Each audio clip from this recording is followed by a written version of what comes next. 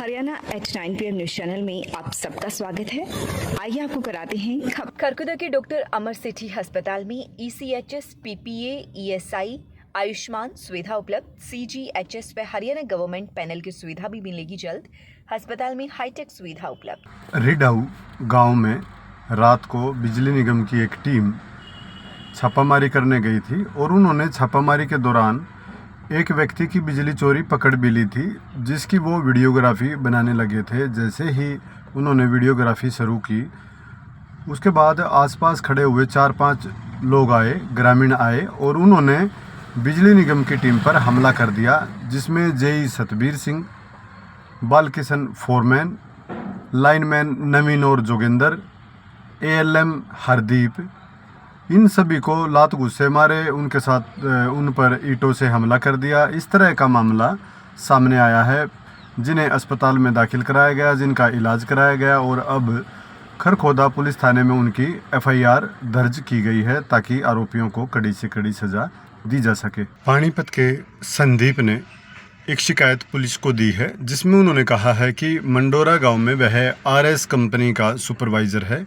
Indus tower limited company में काम करता है। एक टावर मंडोरा गांव में भी लगा हुआ है। उसका टेक्नीशियन सचिन, जब उसने चेकिंग की तो पता चला कि 24 सेल की एक बैटरी चोरी हो गई है टावर से, जिसकी रेंज जो क्षमता है 600 AH बताई गई है, वो नहीं मिली। किसी ने उसको चोरी कर लिया है। मामले की शिकायत पुलिस को दी गई है ताकि पुलिस आरोपी को पकड़कर सामान की बरामदगी करा सके। सोहटी गांव में ऋषि का इंफ्रास्ट्रक्चर में कार्य चल रहा है। कॉलोनी है, डेवलपर कॉलोनी विकसित कर रहे हैं, वहाँ कार्य चल रहा है। विकास शर्मा इसमें कार्य कर रहे हैं। उन्होंने सोहटी से पीपली कॉलोनी तक बिजली की सप्लाई का ठेका लिया हुआ है और लाइन लगाने का काम ये कर रहे हैं, जिसमें जो लाइन की केबल की क्षमता है 3 कोर की 95 mm की HT केबल लगाई जा रही है।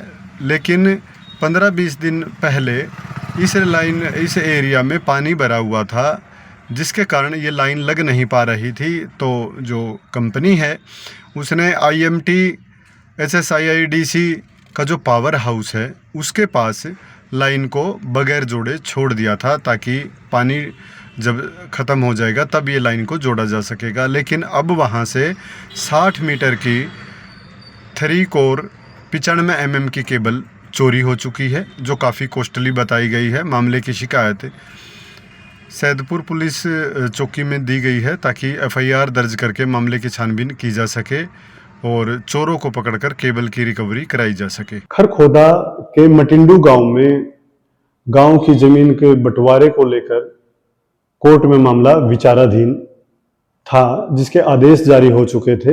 कल भी भारी संख्या में प्रशासन गांव में पहुंचा था, लेकिन जो शिकायतकर्ता पक्ष है वो मशीन उपलब्ध नहीं करा सका, इसीलिए उसको कब्जा नहीं मिल पाया। सारा दिन प्रशासन, पुलिस प्रशासन और ड्यूटी मजिस्ट्रेट व अन्य जो सहायक स्टाफ होता है वो सारा मटिंडू गांव में ही शाम तक इंतजार करता रहा और आखिर में बैरंग लौटना पड़ा।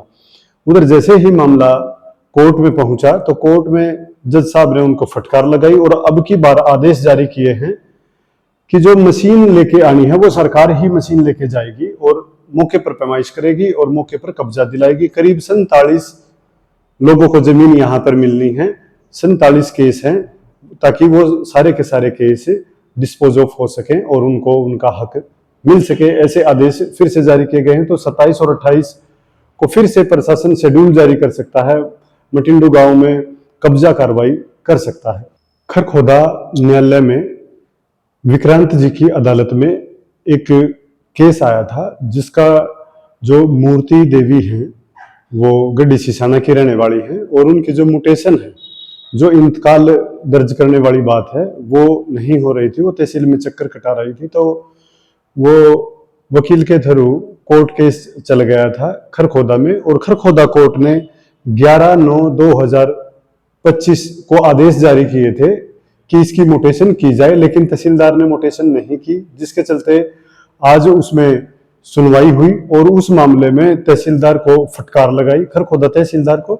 और यही नहीं, फटकार के साथ साथ उनकी सरकारी गाड़ी को भी जब्त कर लिया है और पुलिस थाने भिजवा दिया है, ताकि तब तक इस मूर्ति देवी का काम नहीं होता है तो सरकारी गाड़ी जब्त रहेगी। ये सजा के तौर पर ये उनको निर्देश दिए गए हैं, जिसके बाद गाड़ी को जब्त कर लिया गया है। बहुत ज्यादा फटकार न्यायालय में उनको लगाई गई है। मूर्ति देवी गढ़ी सिसाना की रहने वाली है, जो काफी चक्कर काटने के बाद न्यायालय में पहुंच गई थी। उसकी जमीन की म्यूटेशन नहीं हो रही थी, जिसके बाद जज विक्रांत जी ने 11/9/2025 को ऑर्डर पास किया था कि जल्दी से जल्दी इनकी म्यूटेशन की जाए, इनके दस्तावेज सही है।